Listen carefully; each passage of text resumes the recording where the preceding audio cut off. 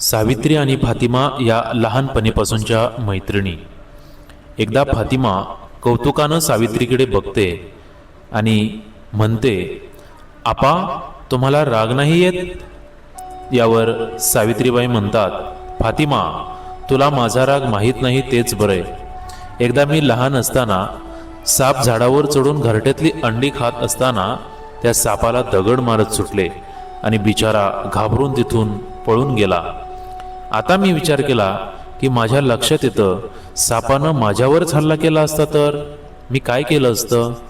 मी नेहमीच अशी पटकन चिडायची आणि मूर्खासारखी काहीतरी उपद्व्याप करायची. पण शेटजींच्या बरोबर राहून मी शांत झाले. मला समज आली.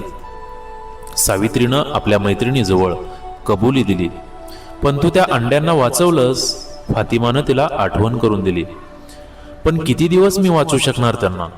5 मिनिटांनी तिथं दुसरा साप येऊच शकतो. मी त्याला नाही थांबवू शकणार. ते पक्षी अंड्यातून बाहेर येऊन उडतील तेव्हाच ते सुरक्षित राहतील. मी नाही वाचवू शकत. अंडी खाणं हा तर सापाचा स्वभाव. अर्थात यातून आत्मबल आणि स्वसंरक्षण हे फक्त आणि फक्त शिक्षणामुळेच येऊ शकतं, हे सावित्रीबाईंना अधोरेखित करायचं होतं.